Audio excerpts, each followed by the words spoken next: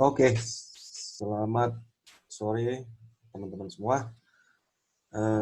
Pada kesempatan ini saya ingin membawakan sebuah video yang berupa sifatnya edukasi tentang aset digital. Nah, video ini tujuannya adalah untuk eh, supaya teman-teman semua yang belum tahu sama sekali mengenai aset digital ataupun baru tahu sedikit-sedikit, paling enggak ada tambahan knowledge supaya teman-teman bisa lebih paham dengan aset digital yang di situasi sekarang ini, di masa krisis karena wabah COVID ini, dan perkembangannya ke depan, ini sepertinya tidak bisa kita tutup mata. Jadi kita harus perhatikan betul-betul, dan siapa tahu ada kesempatan kita untuk bisa mengambil sesuatu yang positif dari sana. Bukan hanya dari perekonomian ataupun dari uang, tapi pengetahuan tentang teknologi. Ya. Oke, saya mulai aja. Saya akan share screen.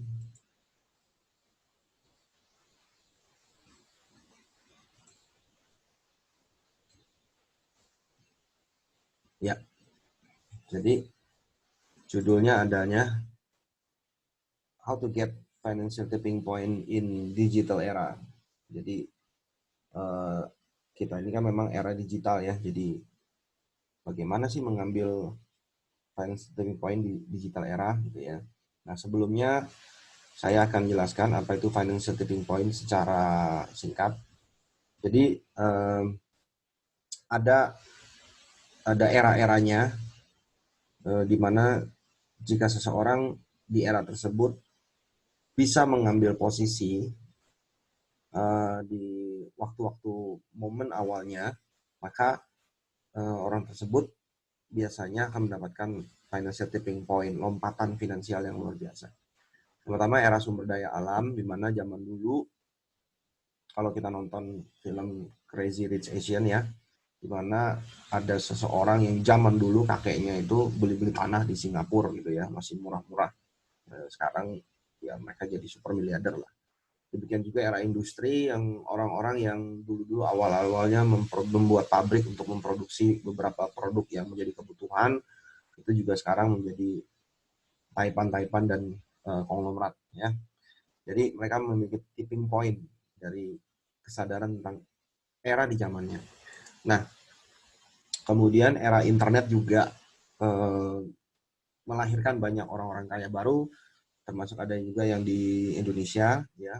Mereka yang sadar dan kemudian mengambil bagian di terjun di industri tersebut, terjun di eranya internet, dan mengambil bagian untuk membuat sesuatu untuk bermanfaat bagi orang banyak. Akhirnya mereka juga menjadi kaya raya. Nah, kalau Anda pernah dengar mengenai blockchain dan Bitcoin, ini juga era yang baru, atau orang sebut Internet 2.0 lah gitu ya.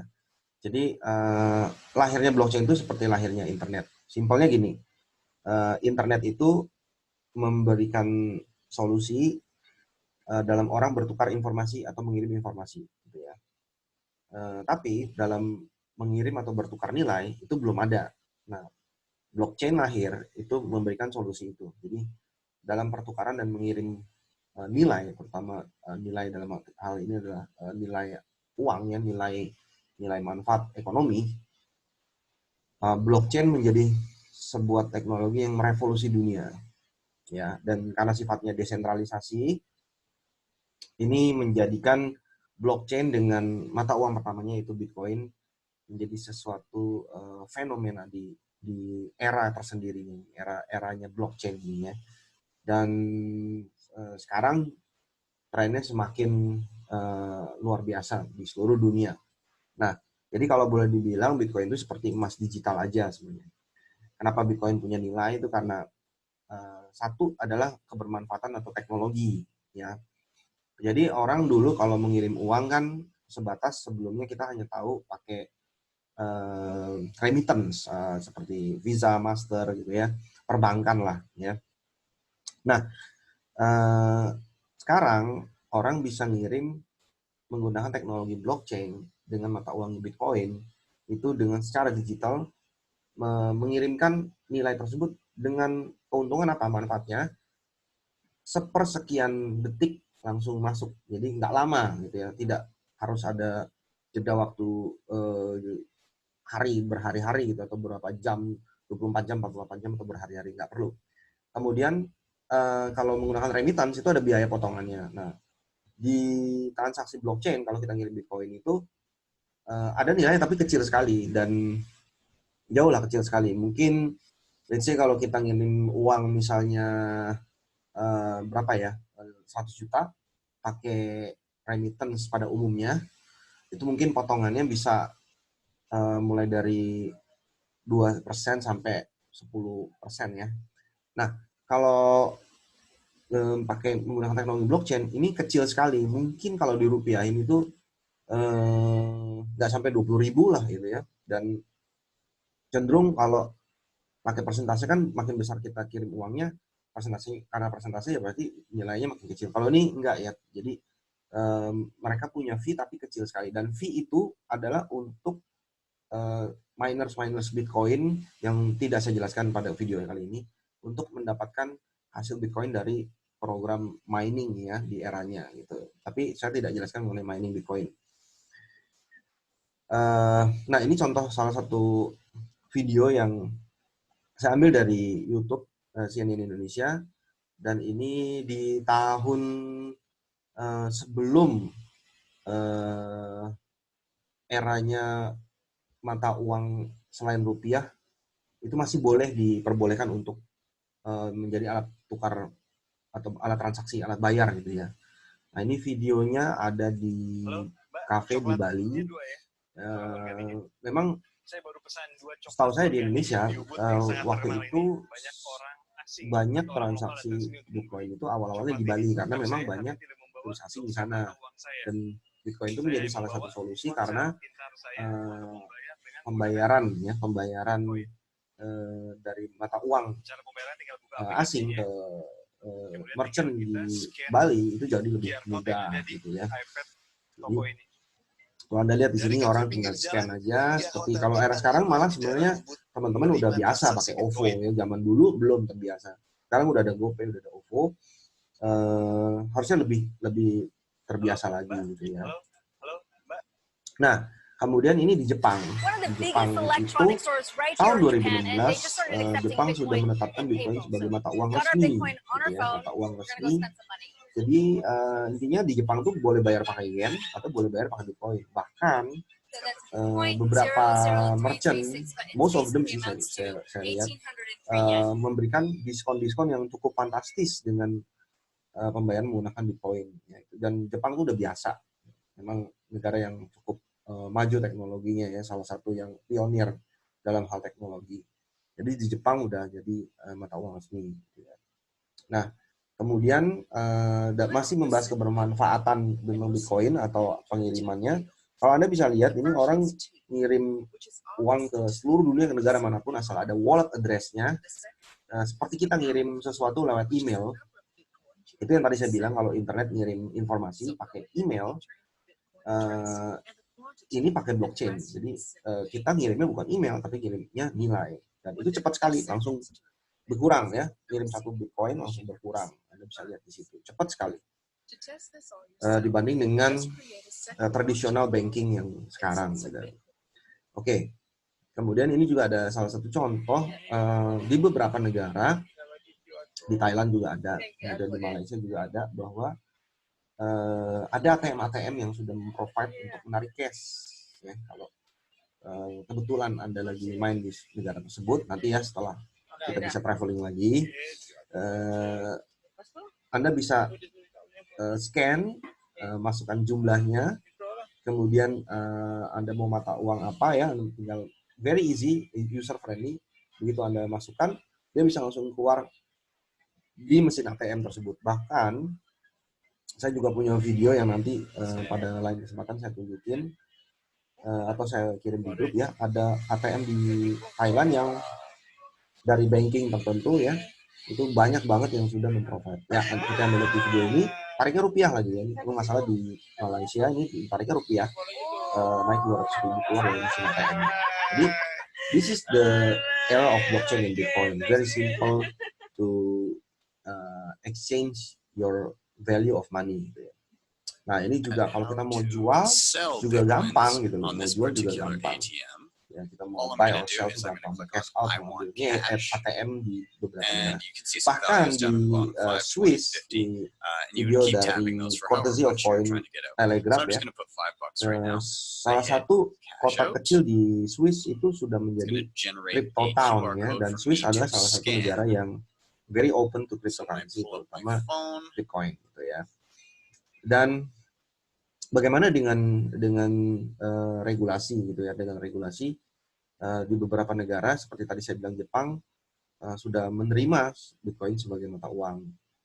Kemudian juga banyak-banyak prediksi yang muncul yang menurut saya tidak salah, tapi juga tidak harus menjadi patokan buat kita. Yang menarik adalah salah satu prediksi Tim Draper, salah satu pakar investasi terkenal di dunia ya. Dia memprediksi tahun 2022 itu adalah 2 tahun setelah tahun ini. Tahun ini adalah halving keempat Bitcoin. Halving pertama, kedua. Ya, halving ketiga Bitcoin. Di tahun 2022 nanti Mei ini kan halving nih ya. 2022 2 tahun setelah Bitcoin. Jadi ada bull run gitu ya, ada prediksi Bitcoin harganya bisa 1 Bitcoin $250.000. Terus sekarang masih sekitar 6.000 7.000-an gitu. Ya, we hope ya. Tapi ini sebenarnya kita masih bahas manfaat dari teknologinya dulu ya. Oke. Sekarang kita bahas kenapa dia punya nilai. Yang kedua adalah supply terbatas, demand-nya meningkat terus gitu ya. Nah, gini. Ini adalah tabel dari supply Bitcoin.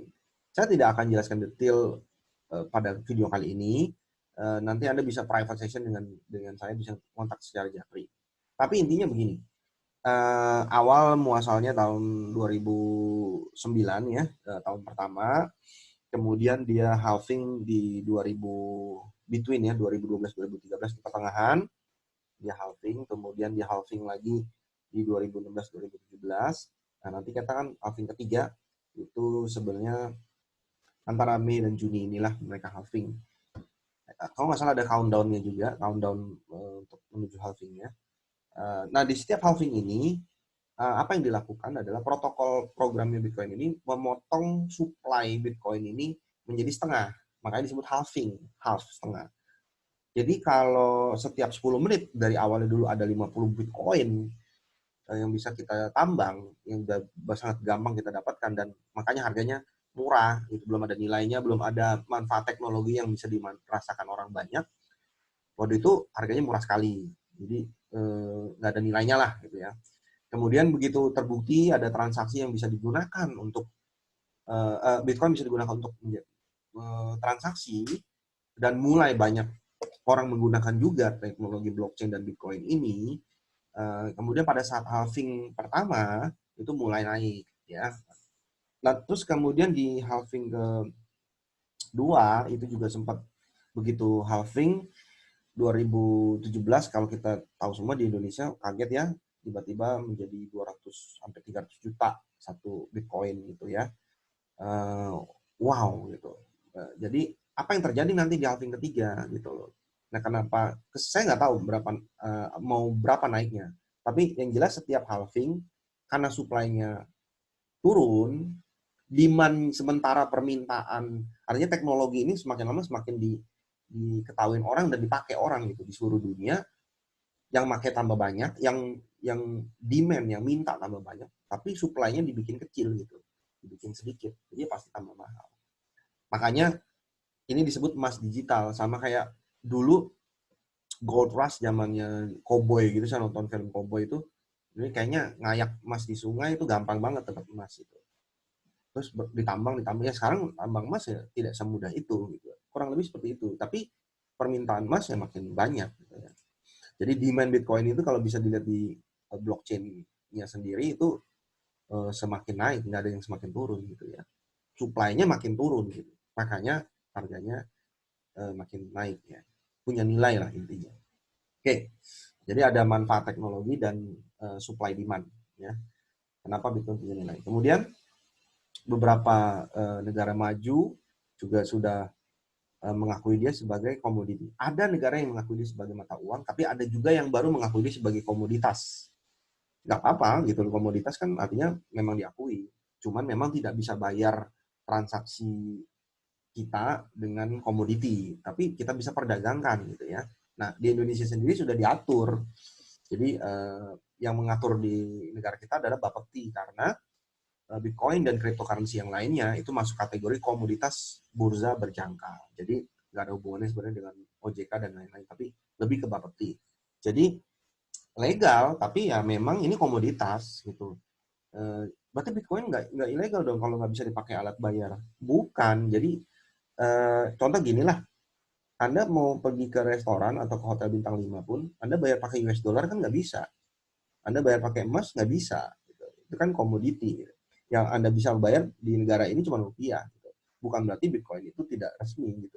Memang regulasi pemerintah kita aja gitu loh. Atau negara lain yang mengakui dia hanya sebagai komoditas, tapi resmi sebagai komoditas bursa berjangka. Jadi kita bisa perdagangkan ya. Oke. Nanti Angga bisa lihat lebih banyak lagi. Kemudian ini ada sedikit cuplikan-cuplikan video di mana pemerintah kita sudah mulai mengkampanyekan industri 4.0, cryptocurrency, kemudian mengenai blockchain, mengenai Bitcoin ya. Jadi saya rasa ini hal yang bagus buat Indonesia supaya mereka mengencourage kita untuk belajar, paling tidak tahu lah gitu ya. Jangan gaptek-gaptek banget gitu, jangan sampai nggak tahu apa sama sekali gitu ya. Jadi banyak kesempatan mereka mengkampanyekan ini. Oke. Nah, sekarang saya mau bahas gimana sih cara dapetin Bitcoin gitu ya. Gimana cara dapetin Bitcoin. Oke. Setiap masa itu ada caranya gitu ya. Nah, kalau Anda lihat grafik yang saya buat ini sebenarnya gini. Di tahun awal-awalnya itu cara dapetin Bitcoin paling gampang ya beli, karena masih murah gitu ya. Ya beli aja gitu. Kemudian dia mulai halving ke pertama, dia ada naik ada turun, ya layaknya seperti komoditas lainnya, naik ada turun. Kemudian masuk masanya bukan beli lagi tapi nambang waktu itu mining dengan nambang. Anda jangan bayangkan Anda menggali tanah gitu ya, tapi itu istilah aja dengan menggunakan server atau komputer yang tidak akan saya jelaskan detail teknisnya di video ini karena ini teknis banget. Tapi istilahnya mining ya, crypto mining atau Bitcoin mining pada saat itu adalah hal yang paling favorit untuk mendapatkan Bitcoin ya di eranya itu. Itu antara 2013-an gitu ya, 2013-an. Nah, semenjak 2015 ke sini mining udah mulai sulit gitu ya. Mining udah mulai sulit, masanya udah lewat. Dan kalau ditanya banyak orang kaya yang waktu awal beli murah terus jadi konglomerat, banyak orang kaya dari nambang, banyak banget, banyak yang saya kenal personally ya, secara pribadi. Dan sekarang eranya bangun bisnis, eranya adalah cara mendapatkan Bitcoin dengan membangun bisnis berbasis Bitcoin atau cryptocurrency, atau sekarang juga ada altcoin, koin yang lain gitu ya. Ya itu jadi ada eranya, ada masanya lah gitu ya. Nah, sekarang saya masuk ke perputaran sirkulasi Bitcoin ya. Ini capturean dari apa ya? Tidak live ya, dari beberapa waktu lalu. Kalau Anda lihat di sini, jadi Anda bisa masuk ke coinmarketcap.com. Jadi capitalized market di dunia, Anda bisa lihat di sini bagaimana Bitcoin. Saya bacain yang sekitar 4 besar ini: Bitcoin, Ethereum, Ripple, ya, kalau Anda lihat kan sirkulasinya ngeri banget ya. Market cap-nya aja udah 129 billion US dollar. Jadi wow, gede banget gitu ya. Mungkin Anda bisa lihat dari nomor 1, 2, 3, 4, 5. Nanti cara bacanya juga saya nggak jelasin di video ini ya. Karena Anda bisa japri saya langsung. Gampang kok ini ya. Bagaimana dia dalam 24 jam volumenya gitu ya. Itu gampang sekali. Nah, jadi Anda bisa lihat 10 top 10 ya. Nah, tapi saya mau kasih lihat Anda begini. Ini di coin market cap ada sekitar hampir 6.000 ya. 5.900 sekian cryptocurrency yang kadang-kadang bukan sudah legal ya. Sudah diakui, tapi ada juga yang belum diakui, baru komunitas-komunitas tertentu gitu ya di seluruh dunia. Tapi saya senang dengan lihat-lihat di top 10 aja dari nomor 1 sampai 10 ya.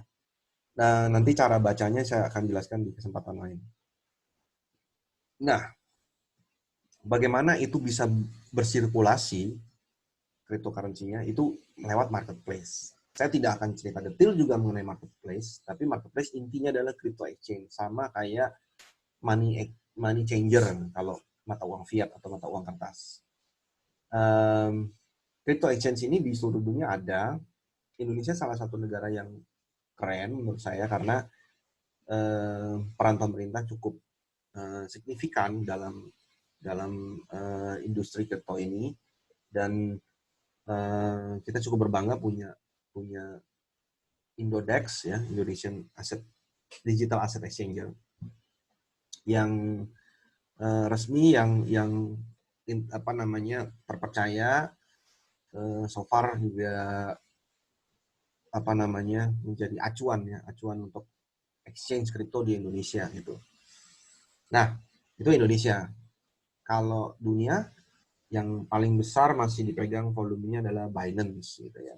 Nah, crypto exchange begini teman-teman. Jadi kalau teman-teman udah punya kripto, entah dia Bitcoin, Ethereum, entah dia USDT, mau jadikan mata uang, entah dolar, entah rupiah, gampang gitu. Tinggal Anda buka akun di Indodex atau di Binance, kemudian Anda jual beli di sini. Anda bisa jual pelan-pelan, Anda bisa jual istilahnya ngebit gitu ya. Tapi ada bisa juga kalau butuh uang cepat, tinggal instant sell gitu ya, istilahnya jual. Memang harga mungkin nggak achieve dengan yang Anda mau, tapi pasti ada harga bottomnya, harga bawahnya. Dan saya jamin karena aset digital ini naik terus, kita nggak akan rugi gitu. Nah, instant sell, Anda ikuti semua arahannya di situ, very user friendly, gampang banget. Kemudian masukkan rekening Anda, langsung ya mungkin nggak sampai between 15 sampai 30 menit should be masuk rekening ya. Jadi langsung masuk rekening bank. Nah, ini yang ketiga menurut saya keunggulan aset digital di antara aset-aset yang lain. Keunggulan ya, bukannya aset digital yang paling baik, enggak. Aset itu kan ada tanah, ada emas, macam-macam lah. Ada aset saham. Tapi unggulnya aset digital itu di likuiditasnya. Jadi kalau misalnya Anda bayangkan ya, Anda kalau punya aset tanah banyak gitu, bagus, itu keren. Tapi problemnya aset properti adalah likuiditasnya. Tidak semudah itu Anda mau liquidkan. Misalnya something happen, then you need cash money, Anda nggak bisa jual secepat itu gitu ya. Apalagi ada istilah sekarang cash is king gitu ya. Jadi aset digital itu justru menangnya di likuiditas. Jadi waktu Anda butuh cash, Anda tinggal ke exchanger. Indonesia jauh lebih gampang. Ke Indodex, masuk akun Anda, jual di sana, tarik rupiah ke rekening gitu ya. Di beberapa, kalau lagi Anda traveling, kalau lagi misalnya gini, ada suatu kejadian gitu, tiba-tiba Anda harus pergi ke luar negeri dalam waktu cepat, sekarang juga Anda nggak sempat lagi mengumpulkan aset Anda keluar, Anda selama ada blockchain wallet Anda yang sekuritasnya Anda jaga, Anda bisa bawa just using internet dan handphone. Anda bisa traveling kemana aja, dan bahkan di beberapa negara maju itu ada ATM-nya, gitu. Anda bisa tarik tunai. Jadi kripto atau digital asset ini menangnya di likuiditasnya, menurut saya. Oke, banyak orang kaya lahir ya, orang kaya muda baru lahir di dunia Bitcoin, blockchain, dan cryptocurrency ini. Ya kita nggak usah bahas mereka. Yang penting, maukah Anda dan saya yang sudah mulai mau melek dan tahu tentang ini terjun dan mengambil bagian? Dan kalau Anda berminat mau tahu lebih lanjut lagi, bisa menghubungi saya secara personal. Kita bisa atur Zoom meeting secara private. Ya, saya rasa itu saja video yang saya buat pada kesempatan kali ini. Terima kasih teman-teman sudah menyimak, dan saya akan welcome sekali kalau teman-teman mau bertanya, tapi bisa lewat, di situasi sekarang ini bisa lewat Zoom, bisa by phone, atau kita bisa bikin live conference gitu ya. Oke, baik, terima kasih buat teman-teman semua. Sampai jumpa di video yang lainnya. Terima kasih.